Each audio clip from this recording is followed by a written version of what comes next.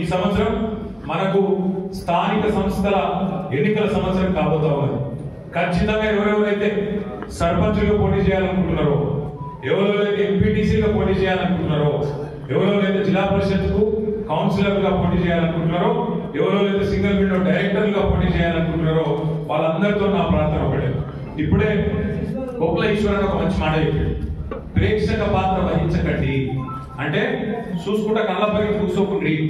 అన్యాయం జరుగుతుంటే ప్రజల తరఫున కొట్లాడాలి, నిలబడాలి.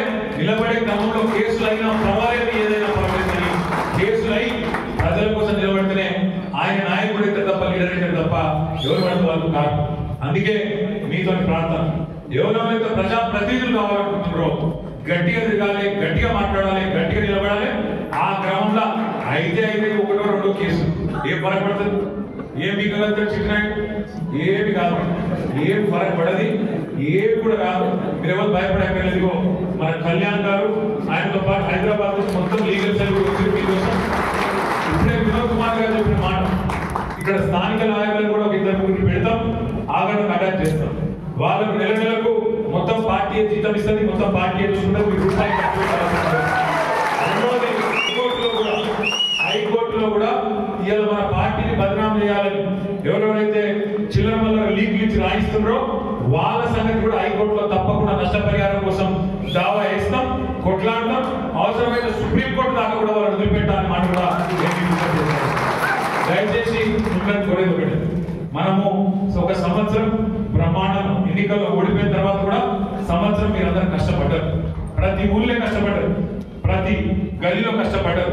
కాబట్టి పార్టీ ఇలా ఒక పిలుపు మీద కలిసినందుకే ఇంతమంది మీటింగ్ కాదు, ఏం కాదు, ఇలా ఒక్క మాట మీదకెళ్ళి ఒక మెసేజ్ మీదకెళ్ళి ఇంతమంది మా తమ్ముళ్ళు మాటలు వచ్చాయి. ఇలా మనం అధికారంలో కూడా లేవు, నేను మీకు ఏగలిగేది కూడా ఏం లేదు, మీకు తెలుసు, నాకు తెలుసు.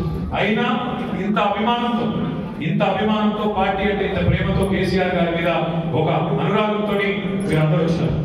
బాక్సింగ్ చేస్తున్న బాక్సింగ్ లో ఒక మాట చెప్తారు, మనం ఎంత గట్టిగా పంచుకొడతాం అన్నది కాదు, మనం ఎంత గట్టిగా అవతల దవడ మీకు గుర్తాం అన్నది కాదు.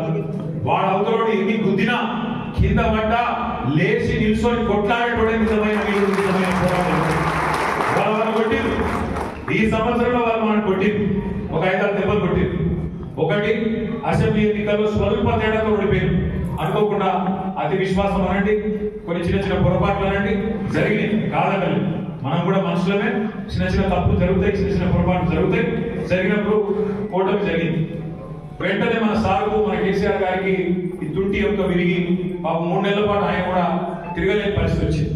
అటెంతో వెంటనే లేచి పంటలు ఎండిపోతున్నాయంటే, ఈ సన్నాసులు నీళ్ళు ఇస్తారంటే కేసీఆర్ గారు అంత ఇబ్బందులు కూడా బయలుదేరి నల్గొండ, వరంగల్, కరీంనగర్ దాకా, మన సిరిసిల్ల దాకా కూడా తిరిగి ఆ బస్సు యాత్రలో భాగంగా తిరిగి ఆ తర్వాత కృష్ణా నది మీద పెత్తనం మొత్తం తెలంగాణ ప్రభుత్వం కేంద్రానికి అప్పచెప్తున్నది అంటే నల్లగొండలో భారీ బహిరంగ సభ పెట్టి గర్జిస్తే దెబ్బకే లేదు మేము అప్పచెప్తలేం, తప్పు చేసినామని చెప్పలేసుకున్నది కాంగ్రెస్ ప్రభుత్వం.